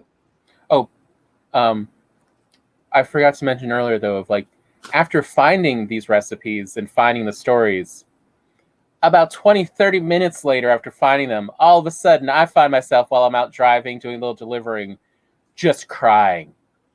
And it's like, well, I don't think it's the song. The song's upbeat. So I'm guessing this is because I still haven't dealt with, when we were writing this book. I mean, it's still a lot I haven't processed. I was not expecting it to be a little loaded bomb, but it is. Right. So let's quickly, Charlie, she says that she keeps an electric razor next to her to at least feel like she's doing something about it. Coping and management techniques are important. I think that's a really good tip. Yeah. I really do. I like that one. I had never thought about an electric razor. And then Tom said, electric razors are underrated. Bravo. I do particularly like Norelco. I find it survives moisture a lot better than, what's the other main brand? I can't remember offhand. I am the wrong person. I'm like Honeywell. Sunbeam. When in doubt, yeah, Honeywell's a good guess. They are in everything, but no. Yeah, I mean they do actually make electric razors. I'm not saying they make great electric razors, but when you need to give somebody a high and tight right quick. Yeah, but I do particularly love Norelco on that one. They do last and they don't rust. So, and then the other thing, Tom, we were talking about, so there are some articles I wrote that are in the binder. And Tom suggested that I read one. So, buckle in. Yes, this is about being a caretaker. You want to introduce it while I get this thing out of the binder? Sure. So there's times when, someone with dealing with cancer, their emotions are all over the place. They're dealing with they're fighting with their body, trying to survive. So they, there's going to be a lot of arguments and other problems, and people outside who've never been a caretaker for someone, with cancer or anything similar, just really don't understand the weird places you will be in your relationship with this person, especially when they're family. So we come from a family that best communicates with humor. So to that end, when our mother at one point was being particularly trollish, we came up with this article and this idea. Petulant. Yes. And we knew it wasn't her normal. It was she was normally, so much more upbeat and talkative and everything. But yeah, Charlie says her dysphoria was triggered the other day. She was asked to sing, and finally had to explain she doesn't know how to do that with her new voice, and didn't want to. Yes. Yeah. Oh, I could see that'd be so triggering. Mm-hmm. Oh gosh, yes. It can just, it's you just sort of ride the wave. at a certain Yeah, one of the things, we don't really talk about much is if I'm relaxed, especially early in the morning or very late at night, my voice will drop and it's a lot like my father's. And so that can actually be triggering to both of us. So yes, we're very familiar with those auditory cues. It was a moment that most people wouldn't think about being an issue. Yeah, I mean... Yeah. Yeah, triggers are always very personal to the person. Yeah. Like, okay. What was it? What did it turn out? One of my triggers is, what is it? D minor chord? Yes. Oh, yes. God, you love triggering yourself too. Like, dude, I just, like, whenever I hear it, I'm like, why do I feel sad? Like, I want to go find, something to hurt myself with. I mean, it is quick and it is visceral. And, it's taken me, 20 plus years to kind of parse it apart and figure out what was going on. I mean, like, and that is one regularly occurring trigger because it doesn't happen, there's not that many songs played in that key chord. Yeah. But it shows up enough, since it's a sad one that, yeah. And it turned out it took literally 20 years for me to figure out, because I also have dissociation disorder. It took me 20 years, well, maybe 15 years to figure out it was because when I was a toddler, I was sexually molested to a particular album that had quite a few of these songs on it. Quite a few of these type D minor songs. Mm-hmm. And so hearing it, it's like, I feel trapped. I feel powerless. It's very triggering. So it is very personal. And you just, at a certain point, you do what you can for self-care. Mm-hmm. Ride the wave. Yes. Patience and compassion. Oh, yes. Mm-hmm. Can't have enough. Yeah. So here it is. First time ever. No one other than Tom and Mom and our younger sister has ever read this. Not another soul. So here we are. For the record, it's probably still in draft phase because I'm that kind of person that I never really stop editing. But anyway, so your mom's turned into a troll. We did actually show this to our mother. Oh, yeah, she thought it was great. She liked it a lot, in fact. Yeah, but this was not posthumous. No. No, because we're not that kind of family. No.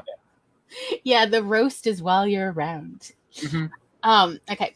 Your mom has become a mean, spiteful troll, or at least that's the description that occurs to you every time she makes another stab at your heart. I mean, cruel comment. You're starting to question your own sanity as you feel like you're living with three distinctly different women. The Three Faces of Eve as a field guide. The first incarnation seems to want to avoid you at all costs. She turns down all your invitations to go to lunch, antiquing, or even watching a movie at home together. You know she must be avoiding you because you practically have her calendar memorized in your efforts to keep up with all her medical appointments. But no matter how much you plead and cajole, she denies that anything is wrong. The second incarnation is the mom you know and adore. She's sweet, kind, and considerate of you and your feelings. She always has a special smile and a warm hand to hold yours with. She enjoys spending time with you, and when you try to assure her that, quote, everything's going to be all right, she nods, looks you in the eye, and replies, I know it will, dear. This woman is the reason you put a good chunk of your life on hold to help her fight the cancer and triumph over it. The third incarnation is some crazed, bitter, evil woman who you privately suspect could sprout bat leather wings and set fire to villages. She knows exactly how to make you feel lower than a worm's belly. She repeatedly tells you how no one, implying you, cares about her at all, that no one can possibly understand her pain. She may imply or even state to your face that everyone she has ever loved has abandoned her. She may have told you casually how disappointed she is with what you've done with your life. Never mind that if your life path had been different, you might not have been able to care for her, and then she'd really be alone. Dear Abby, help, I live with a troll. We've all seen kids throw fantastic temper tantrums. This drama your mom is creating is one of the ways adults throw temper tantrums. Take a step back and objectively observe her face and body language. Ponder how absurd and contradictory she is being with what she's saying. To us, when people act out like this, they remind us of a troll lurking under a bridge, waiting for some unsuspecting person to try to cross the bridge. Aha, foolish human! Give me all your money or I'll eat you whole. However, these aren't all your options.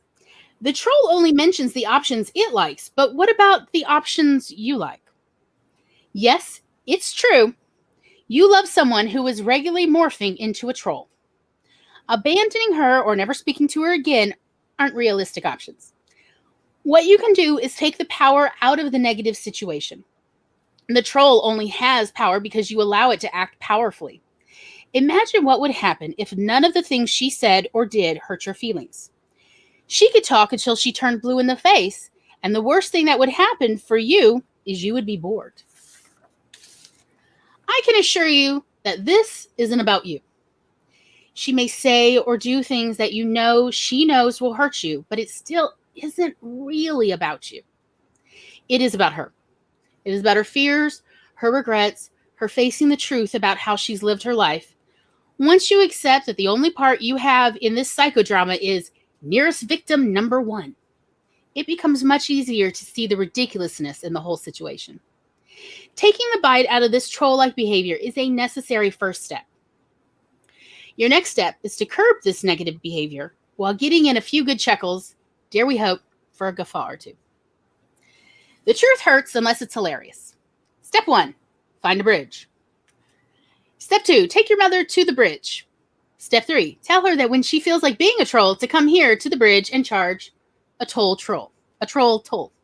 This is why I'm a writer. Did this solve your problem? Yes? Great. We're done. No? She's still a troll and never goes to the bridge? Proceed to step 4. Step 4. Go to your nearest home renovation, landscape, and gardening section. Purchase a small garden bridge kit and a blank sign. Step 5. Assemble bridge in front of your mother's front door for the world to see. Step 6. By the way, I meant like outdoors. Anyway. Step 6. Yeah. Or stencil message on sign. Use your imagination for something that best applies to your little troll. And then I've listed possible suggestions. You ready? Troll toll, 25 cents. Troll bridge, abandon hope, all ye who enter. Warning, troll has not been fed today. Or in all caps, do not feed the troll. Step 7, plant sign to face front door, knock on door. Option A, run. Option B, assume the mountain pose and prepare yourself for a blast of hot air. She's going to give it to you. There you go. The end. Mm-hmm.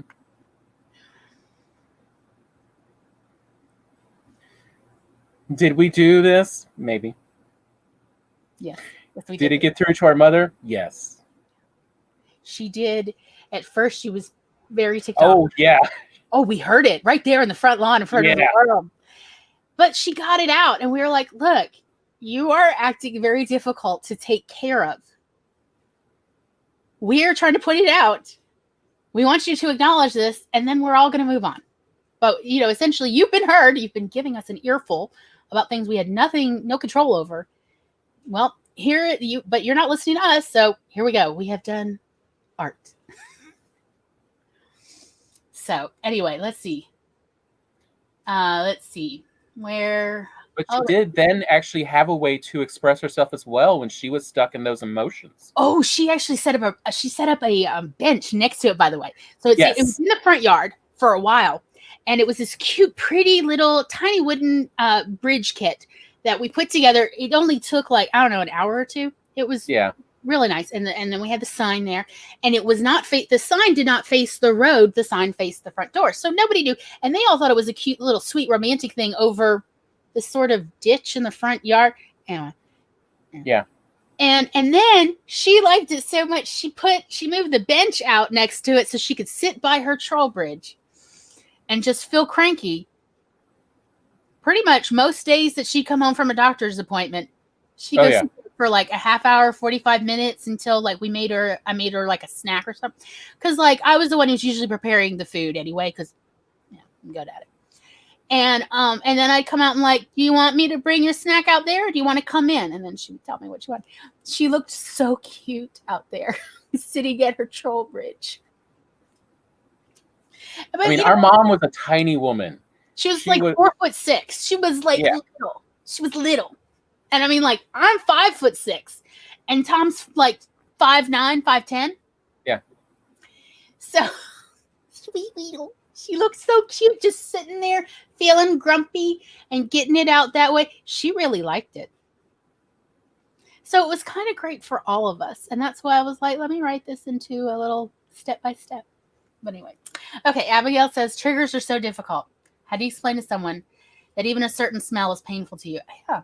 I mean, that's why I like that, like, even the concept of trigger warnings has become better known, more widely known, is so that people understand, look, it happens, and just the person can, let them deal with it.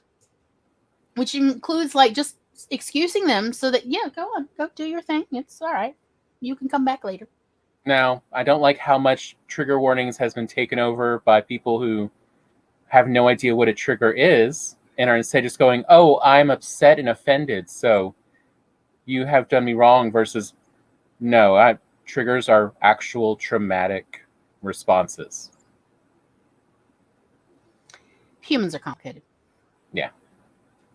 Triggers feel like being whipped, and you're not into self-flagellation. That was my best thought of how to explain it to someone. And then the well-meaning souls apologize and blame themselves for your state when they had no way to know they were causing it. Yep. Yep. It's very, very regular experience.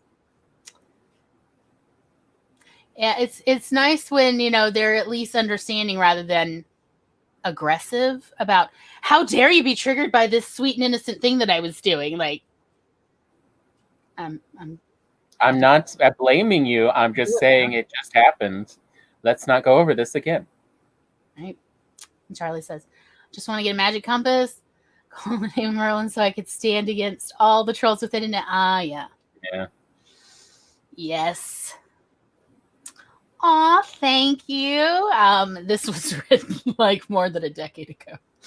But yeah, I mean, it was therapeutic to write. Yeah. Clapping. Thank you. Thank you. I appreciate all your appreciation. Thank you. Yes. So, anyhow.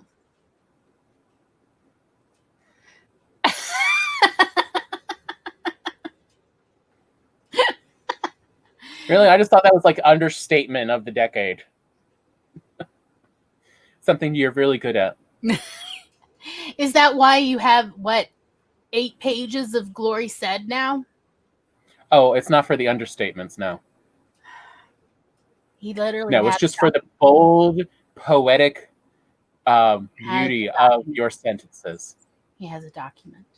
And all it is random things that I say out loud to him at just any time. I just say things. I say my thoughts. They're my real thoughts. Mm-hmm. And he saves them for posterity. I have to admit, some of them do make me laugh really hard, though. Only I get to eat the souls of my food. But you see, you didn't include the content. Anyway. I mean, I still mean it. Yeah. Yeah, I don't write down the stuff, you're not. I'm just being silly. Fun. Yeah. Yeah. Humans are complicated. Put it on a pin. Abuse of the term PTSD and triggered is a personal pet. Yes. Yeah. Yes. Okay. So now that we've talked about that, and that Yes, we do have a whole binder of and a table of contents and everything. Okay. So, let's see, Abigail. Quite a few where I no longer felt safe because they have made a joke about having PTSD, about something silly. Yeah, it was like belittling or mocking. Yeah. Yep. There's a quick sign you need to get out of there. Those are not people to trust. These are people in who are going to safeguard your heart, for that matter. You know, I mean, belittling other people is like if they belittle one person, they are more likely to belittle more and more people. I mean, it's just humans are creatures of habit. So, yeah. So, anyhow, as I said, talking about face masks. Hope that is not triggering, but I mean, I can understand it. So I had a doctor's appointment on Friday, and we all wear our masks, and I don't know if anybody's noticed, but Tom and I had these big old apple cheeks, and I have this smile that the mask does not fit. And so it's very hard for me to emote fully while masked, but yet I would like to remain masked for a variety of reasons, including to be considerate of others and their health. So I was thinking about this issue of it's a problem with the 3-dimensional and the 2-dimensional world colliding, since fabrics are 2-dimensional. Yeah. And I have some ideas for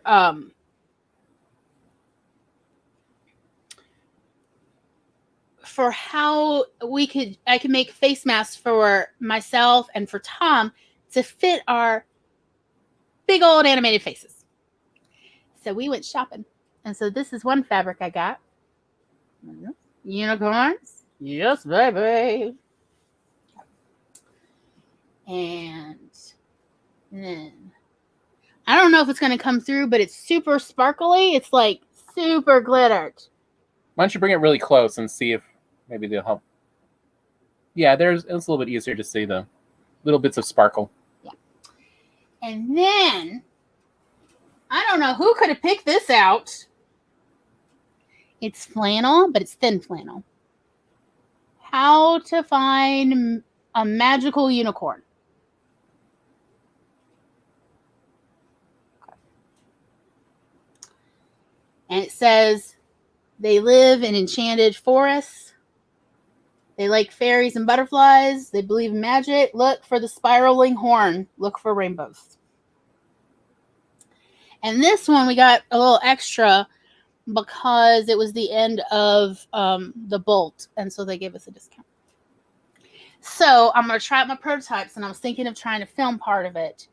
And maybe do a montagey thing to maybe we'll see. I don't know. It depends on if I learn how to video edit. And then I also got this very pretty silk pink thread as a contrasted thread, of course. And of course, so anywho, happy discussions, happy projects. Mm-hmm. So that's coming up. Yeah. Let's see. Same. Charlie says same. Love it when I tell some of my stories and watch the jaw strap. Our lives are complicated, and PTSD and triggered are hard for people to understand. Yep. Unicorn and glitter love. I just don't get it. Yeah, I wouldn't want people to be traumatized, but I would like to see people exercise more compassion, and at very least, if they're still working on compassion, because I know I was definitely aggressively trying to grow some compassion the first several decades of my life, at least practice consideration. If you don't have compassion, give consideration a try. Yeah. So, anyhow, other happy things to talk about. Everybody, how are we? How are we? Again, I just want to repeat. If anybody needs or desires any aftercare, immediately after or later, days later, I am available on private message, Instagram, and Twitter. I have email listed as well on YouTube. I totally understand, and I am here, and I will even Zoom with you, because you're not alone. You are not alone. None of us are alone. We are all in this together.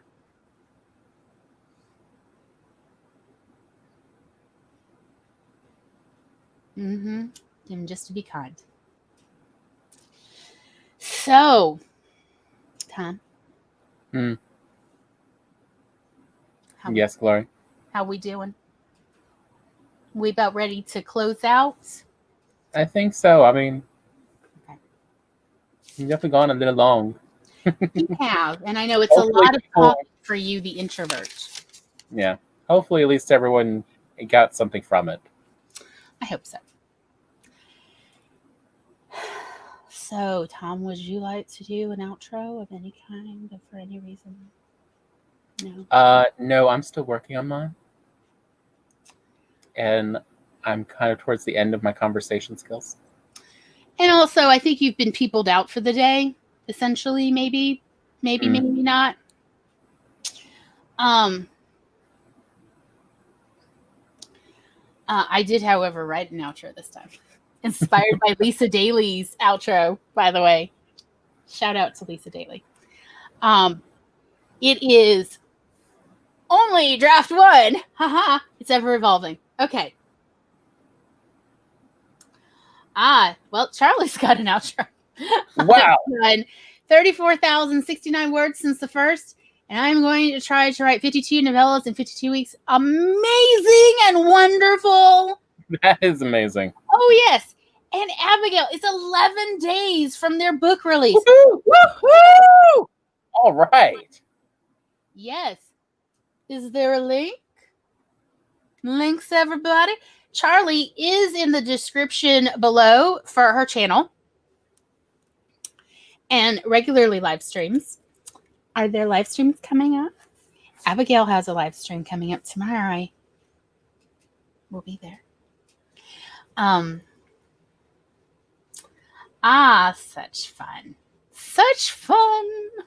Okay. All right. And I'm just trying out my latest outro. Hello, I'm Glory Fink, and I write entertaining and informative nonfiction. My first book was called Eating on the Cheap. It's now out of print, but I'm working on a second cookbook for the busy and exhausted. For the past several years, I've been letting my fiction flag fly, writing short stories and flash fiction of LGBTQIA+ science fiction, paranormal, coming of age, and romance varieties. You can find me on Instagram, Twitter, and on my YouTube channel right here. You found me already. Congratulations. On Mondays at 3 p.m. Central, where I chat with my brother, this one, about all things as they relate to autism. It's fun, and there's almost always recipes.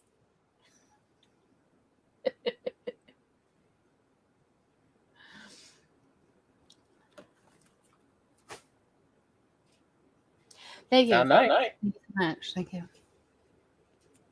All right. So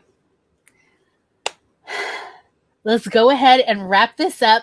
Thank you, everyone, for coming. Thank you, everybody who's watching the replay. If you've made it this far, I think amazing things of you, and also super impressed with your emotional fortitude. And I hope to see you next week. Where notes? Where was it? Next week's subject is autism and books about the world, including Auntie Mame, the Hitchhiker's Guide series. I can't remember others because I didn't actually write it down at the time. Terry Pratchett. Oh, yes, Discworld. We are going to talk about Discworld. We're going to actually talk a bit about Discworld, since Terry Pratchett goes into such wonderful ways as how newspapers work and how banking works. So, and I found that super helpful. And yes, Charlie's got a live stream coming up on Wednesday at some point in the afternoon. I would like to say 4 p.m. my time, Central. But time is like, I don't know what time is anymore. I'm going to be honest. Hugs and love to everybody. Bye-bye. Bye-bye. Bye.